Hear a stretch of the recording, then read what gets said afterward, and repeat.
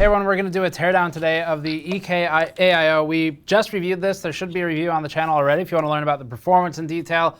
But this specific video, we're just looking at the internals and how it's built, what kind of impeller they use, and what makes the pump perform the way it does as in the review.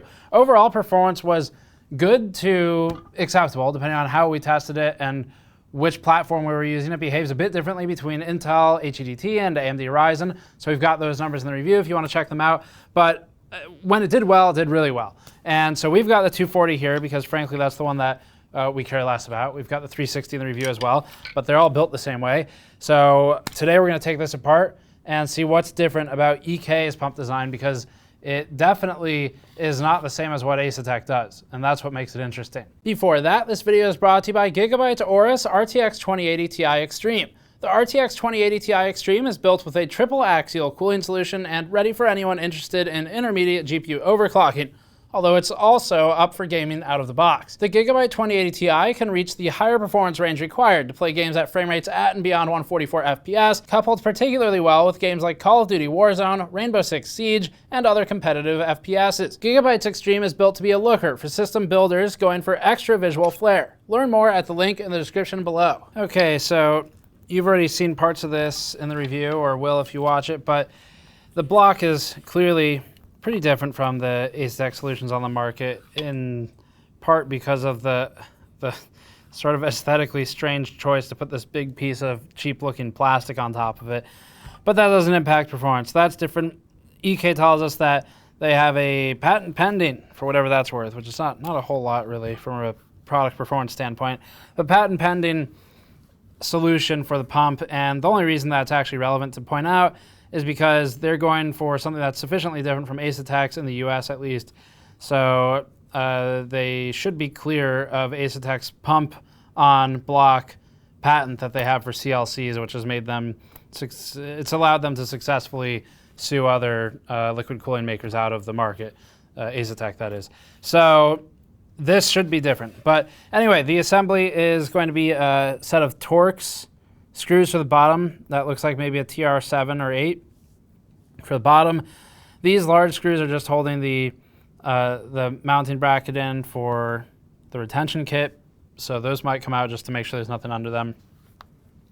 And then cabling comes out of this side. It is not, to my knowledge, detachable. Once we get in there, maybe it will be, but that's typically soldered in. And then that splits out to a really wiry RGB connector for the pump, and then a TAC for the pump as well. TAC and fan control, or well, pump control, same thing. And then we've got the fan cables and RGB cables, obviously. So before we look at that too, here's the set of mounting hardware. Pretty simple stuff. We'll go over the mounting procedure in the review, but just cap screws with springs. And I like working with springs for cooler retention, because what it means is that instead of you really needing to think about torque and applying too much potentially, the spring's doing all the work. So once it's compressed and you can't turn the cap screw anymore, that's it, you're done. You don't need to think about the torque specification. That's the mounting hardware. Let's start working on disassembly. I'm gonna get the mod mat out for that. Here's our mod mat. So we're gonna work on the mod mat today. You can pick up the mouse mat that I was just working on. That's ours that we designed and put up a couple weeks ago for sale. You can back order one of those on store.gamersnexus.net if you like how that looks. That's a mousing surface. Or if you want a work surface that's a bit grittier and heavier duty, you can pick up a mod mat on store.gamersnexus.net as well. So, all right, here's the plan. We're gonna go ahead and just try and drain it first. So to do that, I think there might actually be, let's see if there's a separate drain. Sometimes EK does that on their closed solutions. I guess up here we could probably drain right there. Would be an option, but I might just remove the cold plate and drain out that way. So this is going to be a Torx 7 driver. They're not as crazy in there as Asetek's typically are.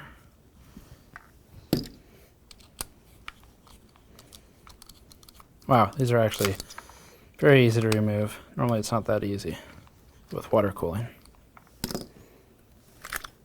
All right, there's the water. So I've got a cold plate. We'll look at that in a second. Let's drain this. This should be propylene glycol mixture. gasket's gone in there with it. Propylene glycol is typically mixed in at a percentage of 20. You normally see a 20% mixture versus distilled water. Sometimes they go up to 40%. More glycol is going to be less thermally effective, but also more cold tolerant. So for more extreme scenarios, for certain servers, for Arctic applications, like scientific applications, you'll see AIOs or CLCs with higher glycol percentage so that they can go down to, say, minus 40 degrees Celsius, for example, without freezing. This is probably going to be a 20% mixture. So I need to obviously take out the gasket. So water is going to be roughly 200 milliliters. It's this is at 180 or so, but they probably filled it to 200. We had some spillover anyway. And here's the gasket, that rubber piece. This looks like flow guidance. There is some gross stuff on there that concerns me a little bit, but we'll see if there's any more of that. This thing, this slimy thing right there, hopefully that's not indicative of some other issue. Unfortunately, we typically would never really find out about that stuff until like a year later, but actually let's look at the Coldplate first. That looks like an SPC impeller though. From EK's got an SPC series of budget pumps, and that's sure at this point that that's what that is from. So it's a pump that's already out there and has been deployed in their AIOs. We've got a piece of black something right there that I can wipe off, but I don't want to till we get on camera. So there's a black speck there. There's a couple black specks over here against the microfins. One of the ways pumps can eventually lose performance, or CLCs can eventually lose performance, is from the fins getting all jammed up with stuff at the edges, because then the water obviously can't flow through it. But we're not seeing that here yet, and I really wouldn't expect to. I wasn't expecting to find anything in here, frankly, other than the components. But that's an interesting start, though. We'll see how it goes. Let's get this thing out. Normally these are suctioned in or held in by magnet. Yeah, I'm pretty sure that's a EK SPC budget open loop pump solution or impeller solution. So that looks familiar. I think we might need to disassemble some of this housing, but I'm not sure. Let's go to our toolkit, which we are restocking these soon. We've got a new version coming out. What is this? This is a 2.5 Allen key. That's going into plastic, as judged by the type of screw. I feel like this isn't going to come off since these are on there, but we'll get started with it at least. This is just mounting hardware, like I said earlier, but we're going to see if there's anything under it. Yep, okay. Some Allen screws under this. Okay, 3 millimeters. That one's in there pretty tight. Wow, that's a screw. Big machine screw. So that's going to be going all the way into the pump plate at the top.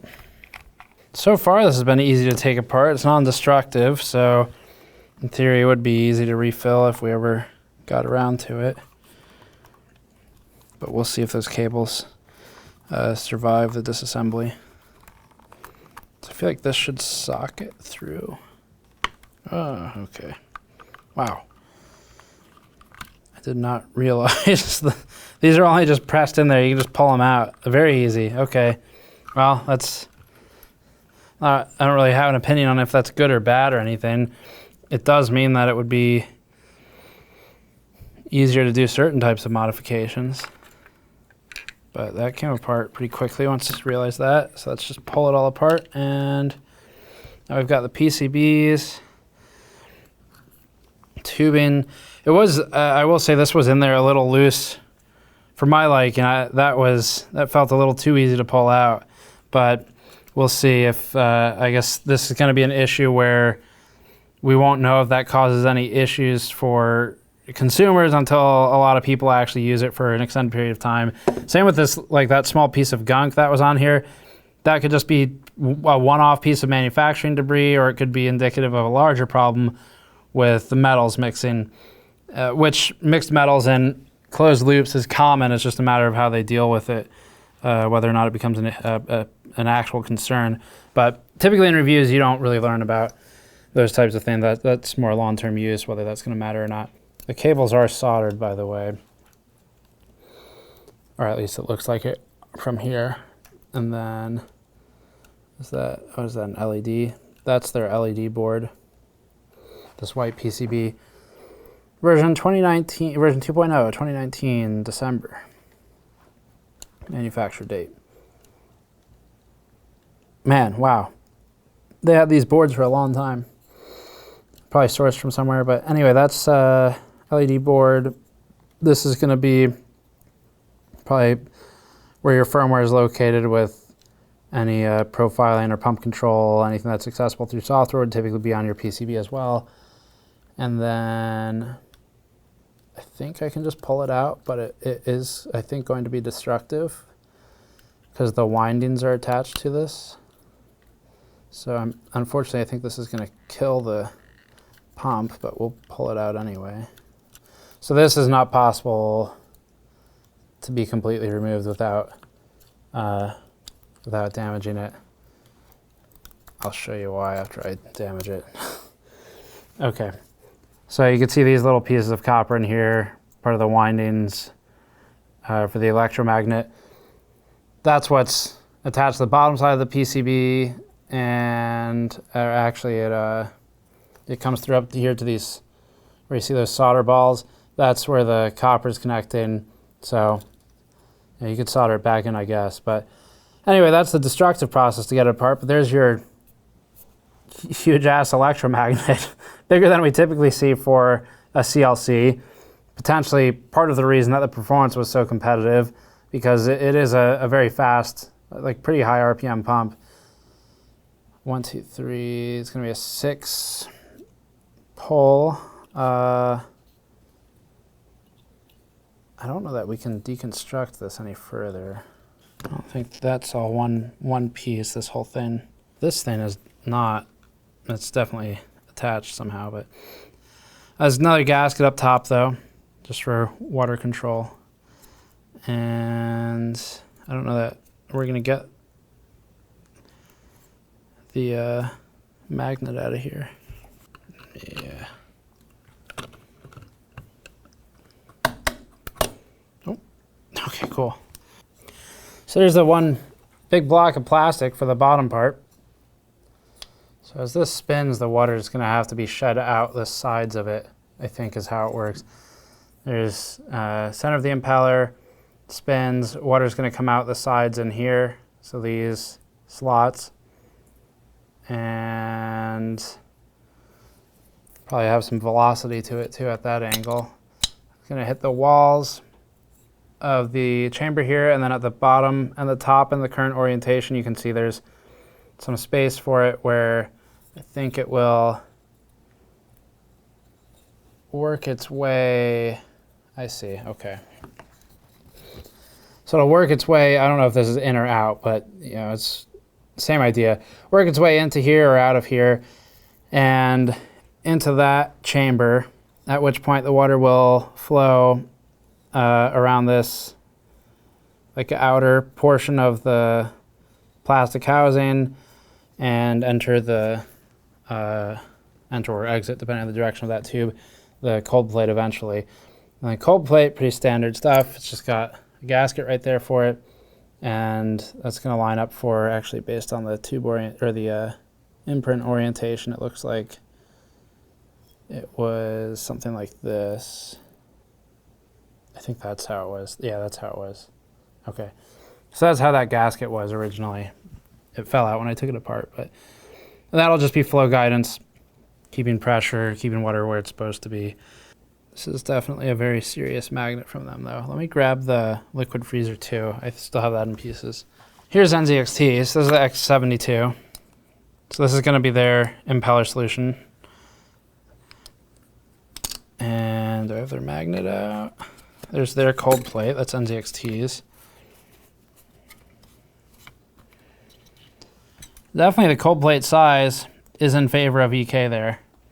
So this NZXT one's an Asetek Gen 7 pump, and much larger Coldplate on the EK unit. The microfins are going to give you more surface area as well. Let's check that. 30 millimeters by 33.6 millimeters, and then NZXT's roughly 29.4 millimeters by 24 millimeters.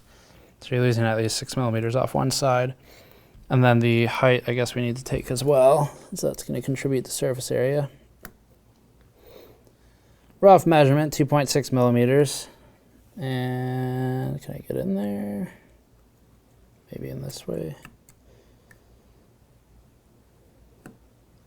Rough measurement there is going to be about 1.6 millimeters versus the 2 point whatever, I guess depends a little bit where I take it, but 2.4 to 2.6 range. So definitely a lot more surface area on the EK solution for sure.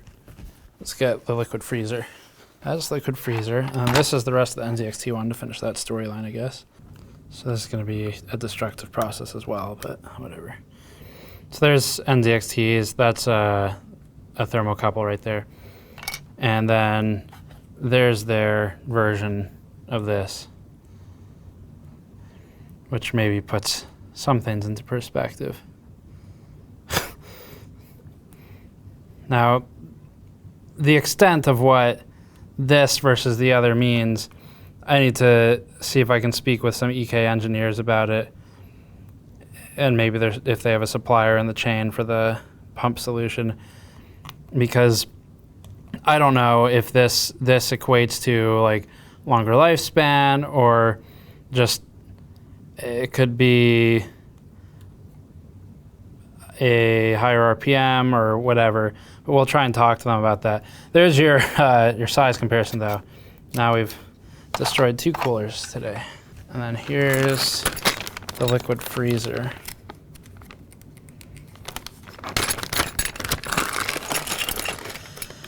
So this one's noteworthy because it's basically among the best or the best performing cooler for especially AMD CPUs right now, but they all pretty much scale hierarchically. The only part we're going to care about though is this stuff right here. Okay, there's their impeller. There's NZXTs, and then there's EKs. So different approaches, but the performance obviously is the thing that ultimately matters, and we've looked at that. Endurance we can't really talk about in the scope of review. It's not a long enough work period for the solution. There's a gasket for Arctic, but the Coldplate, or the microfins, let's take that measurement, roughly 30, 29, 30 in there, and then roughly 22, so that is smaller again. Wow, that actually fits nice. That's going to be about 2.6. So EK and Arctic have the highest performance that we've tested lately. They both have a few things in common other than the higher quality impellers, or well, maybe EK is not quite as much, but the higher quality motor or pump. The other thing they have in common though is a taller set of fins. You can see that this is significantly taller than this. And this is NZXT's. Arctic's is also taller than NZXT's. So they've got some more surface area to their advantage. EK has more surface area period with their microfins, but that's not all it comes down to. The only thing that concerns me about EKs now is the bits of gunk we saw when we opened it and the discoloration we're seeing. So I don't know if that's, EK delayed the hell out of this product, and that kind of makes me suspicious, but we'll keep an eye on it and see. We have another one. Maybe I'll just kind of put it in use somewhere and let it sit for a while, but we'll monitor it the best we can. And if you buy these, then, let us know if the performance degrades over time, and we'll buy the unit off you if it does. But that's the only thing that concerns me about the design is the gunk that we found. It's a very small amount. I mean, we're talking about this, which could be just manufacturing debris, and then the stuff that's in here, but the real concern is if it expands. So that's the EK AIO teardown. The big takeaway here is that I want to see if I can get in touch with an engineer who can talk about the significance of the impeller designs, and maybe we can learn a little bit there and use that in future content pieces. It is not destructive if you want to refill any of these three that we showed on camera.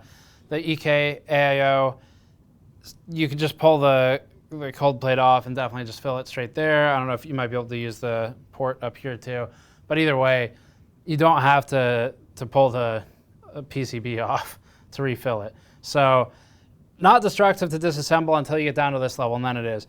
But yeah, that's the solution. We'll keep an eye on that. This really tiny bits of gunk, I don't want to blow it out of proportion because it looks like it's dust or paint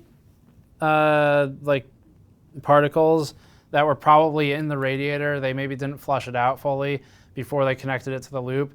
And then if that's the case, it would circulate, it'll get stuck in the fins, and it'll stay there. But as long as there's not more accumulating or functionally growing, non-biological, but more accumulating over time, that is not a concern. If it's dust, it's a QC issue that maybe EK could push their factory harder to do a thorough purge of the radiators before they connect them to the loops. But yeah, I mean, as stated, the only time I'd really be concerned about that is if it's accumulating over time, because then that would be some kind of metals issue, which we've talked about with Enermax's stuff before. So that's it for this one. Check out the review on the channel. Thanks for watching. You can go to store.gamersnexus.net to buy any of the stuff you saw in this video, from our toolkit to the mod mat to the mouse mat, which actually all three are on back order right now, but they're on the way back in. We've got dates for the mod mats and the mouse mats on the store, or you can go to patreon.com/gamersnexus to help us out there, and we'll see you all next time.